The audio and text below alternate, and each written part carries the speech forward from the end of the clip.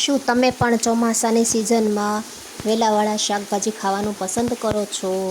તો કેમ છો મિત્રો? આજે તમારી સાથે ભરેલા કારેલાની રેસીપી લઈને આવી છું. તમને મારી આ રેસીપી ગમે તો લાઇક, શેર અને સબસ્ક્રાઈબ કરી દેજો.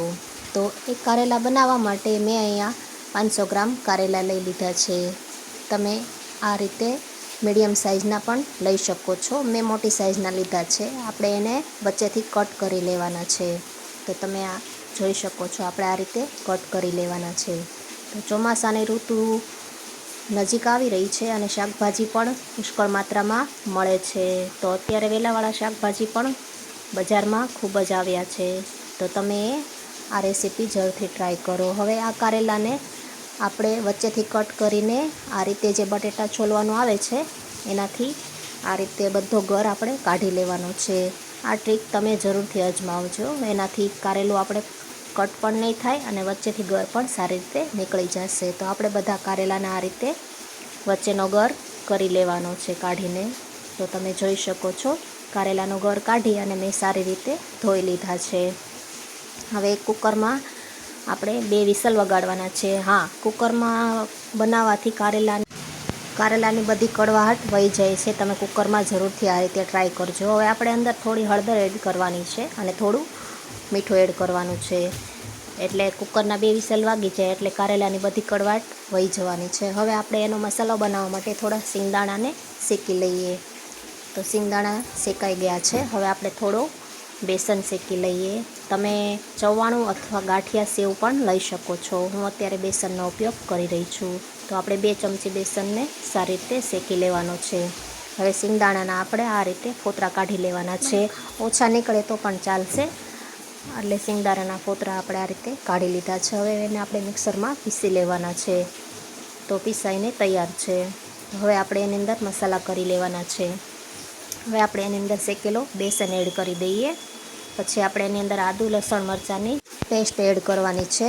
હવે આપણે એની અંદર કાશ્મીરી લાલ મરચું 2 ચમચી એડ કરી દઈએ. થોડું આપણે હળદર એડ કરી દઈએ. થોડું આપણે અંદર ધાણા જીરું પાવડર એડ કરી દઈએ અને થોડું મીઠું. હવે એની અંદર આપણે થોડું તેલ એડ કરી દઈએ જેથી કરીને મોણ સરસ બને.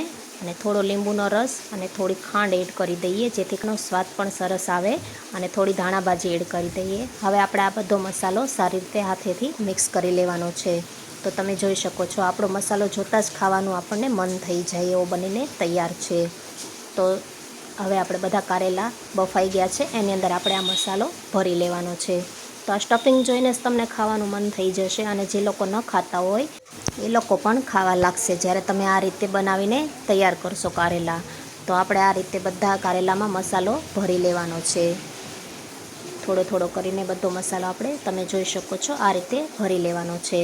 તો આ કારેલાની રેસીપી ખૂબ સરસ બને છે. તમે જરૂરથી ટ્રાય કરજો. અને આની બીજી પણ રેસીપી મેં બનાવીને મૂકી છે રસાવાળા કારેલાની, એ પણ તમે જરૂરથી જોજો, મારી ચેનલ ઉપર છે. હવે એક કડાઈમાં આપણે 2 પાવડા તેલ એડ કર્યું છે. એડ કરવાની છે. થોડું જીરું એડ કરવાનું છે. થોડી આપણે હિંગ એડ કરવાની છે. થોડા મીઠા લીમડાના પાંદડા એડ કરવાના છે. અને આપણે થોડા ઉપરથી તલ નાખવાના છે. હવે આપણે અંદર કારેલા એડ કરી દઈએ. તો બધા કારેલા આપણે આ રીતે એડ કરીને ઢાંકીને થવા દેવાનું છે 2-3 મિનિટ સુધી. મસાલો બફાઈ જાય. તો તમે જોઈ શકો છો મસાલો સારી રીતે બફાઈ ગયો છે. હવે આપણે વધારાનો જે મસાલો હતો એ ઉપરથી એડ કરી દેવાનો છે અને સારી રીતે મિક્સ કરી લેવાનું છે. તો આપણા કારેલા ઓલમોસ્ટ બનીને તૈયાર જ છે. હવે આપણે એને મિક્સ કરી અને સર્વ કરવાના છે. તો આ કારેલાની રેસીપી તમને જો ગમી હોય તો લાઈક જરૂરથી કરી દેજો. અને બનાવ્યા હોય તો મને કમેન્ટમાં જરૂરથી જણાવજો કે તમારાથી કેવા બન્યા. અને તમે મારો વિડીયો ક્યાંથી જોઈ રહ્યા છો એ મને જરૂરથી જણાવજો. અને હજી સુધી તમે મારી ચેનલ ઉપર સબસ્ક્રાઈબ નથી કરી તો જરૂરથી કરી દેજો. Thank you.